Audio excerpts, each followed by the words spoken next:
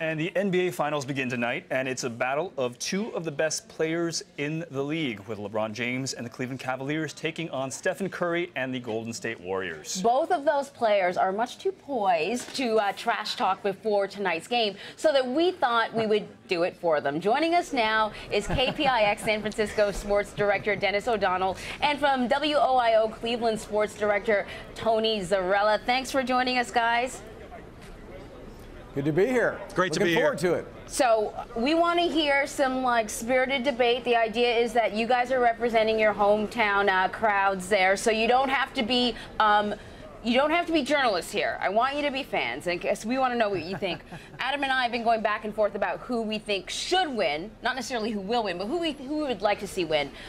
So let's start with Dennis. Why are the Warriors a more complete team than the Cavs, would you say? Well, I know the Cleveland Cavaliers and their fans like to talk about droughts, but the Warriors have not won an NBA championship since 1975. I was a kid way back then watching Rick Barry shock the Washington Bullets in 4 games. This is not going to be the same situation because the Warriors are going to be the favorite team to win this series. And there are many reasons why.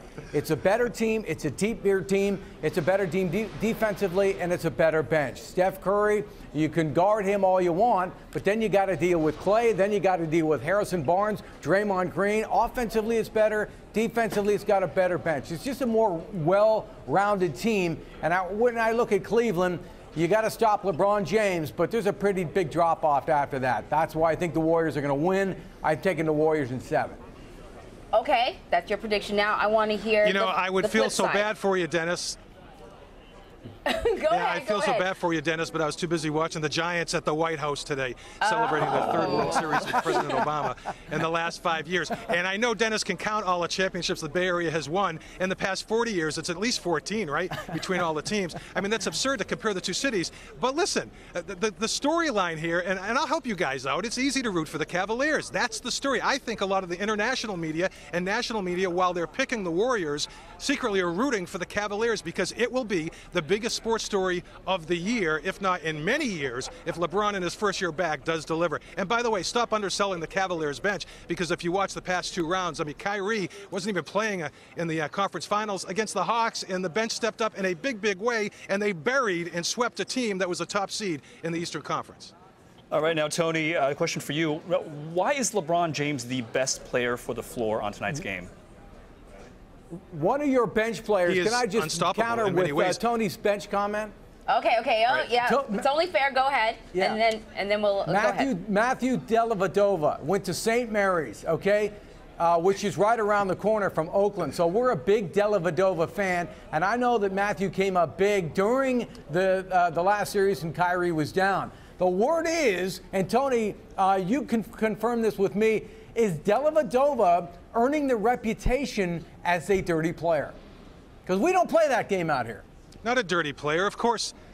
Oh, okay. Of course, the other teams are going to say that. I mean, he wasn't going for Horford. Horford pulled him down. If you got to reach out to Kelly Olynyk and talk about being a dirty player. That cost him Kevin Love for this championship run. Matthew is a gritty player. There's no question about that. He gets under your skin because he doesn't stop putting pressure on you. And you know, they call themselves the Brotherhood in the NBA, and they don't like that. Okay, because he's not a big-name player, and he continues to get the job done. Their bench has been phenomenal. J.R. Smith is going to shoot lights out in this series, as he did in the last 2 rounds.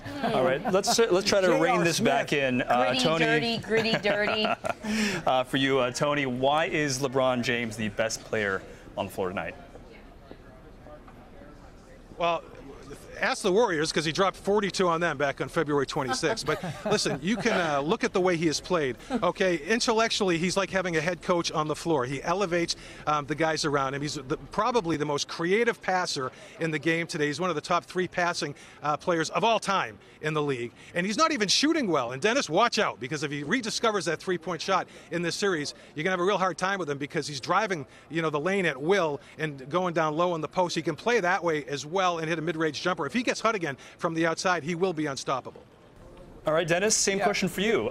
What makes Steph Curry the best player on the floor tonight? His daughter.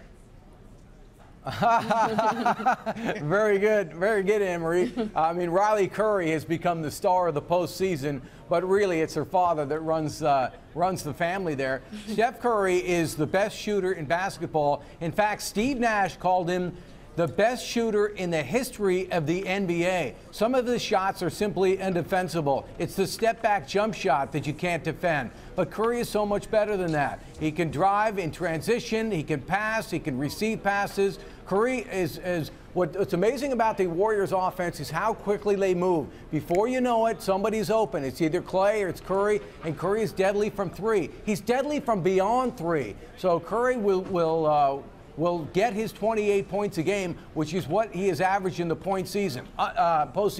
Unlike LeBron, who has averaged 17% from beyond the arc in the postseason. But I think really, and Tony would agree, that these two great players are just going to be great, okay? We know they're going to be great. LeBron said the other day, how do you defend Steph Curry? And his response was, the same way you defend me, you don't. And I think we both agree that those guys are going to be great. That's why I think it goes beyond Curry, it goes beyond LeBron, and you have to look at all the rosters and the bench and how they defend well beyond those two players, because that, I think, is where it will ultimately be decided. So we're talking about first-year head coaches. We've been talking about players, talked about fans, but let's take a look at these coaches. They're both first-year head coaches, which, you know, comes with some strengths and some weaknesses.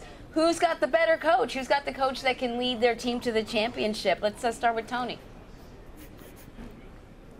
I think the edge goes to the Warriors. Steve Kerr has been there as a player, racked up rings. I think that matters. I think David Blatt is a strong coach. He's cerebral, and he has really found a way to use his strengths with this team. I think he's underrated in the sense that anybody that coaches LeBron doesn't get the credit. He just gets the blame if they don't win. But I'd give the edge to the Warriors on this one. All right. Dennis?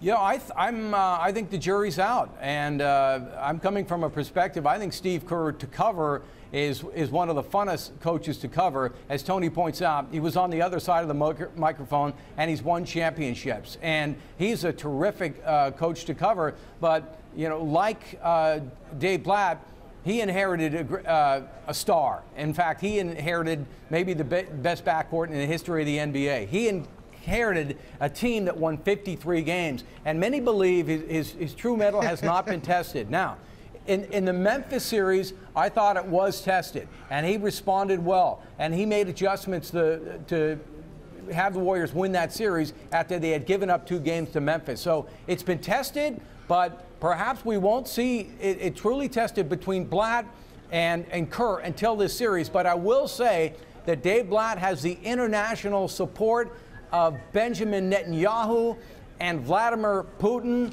and Kerr has Barack Obama on his side. All right, we're going to have to end it there. Yeah, okay, I changed my mind. Edge Blatt. All right, well, game one of Hey, wait, the real quick. Finals. Can we just, hey, Dennis? Wait, Dennis. no, Tony, let me get. No, Tony, real quick, Dennis. Can you guys win a title before you anoint them as the best backcourt of all time? No. No, at the end of the day, if the Warriors lose this series, they still get to come home to sunny California, and the Cavs have to go back to Cleveland. Look at that. See, this is why Cleveland deserves it more. Low blows like that one. Low blows like that one. That's why the Cavaliers fans deserve it more. We Seriously. Have to cut you guys off because everyone's going to want to have the last word, and we can't stand here forever. So thanks a lot, guys. Tony Zarella from WOIO and Dennis O'Donnell from KPIX. Thank you so much. This is a lot of fun.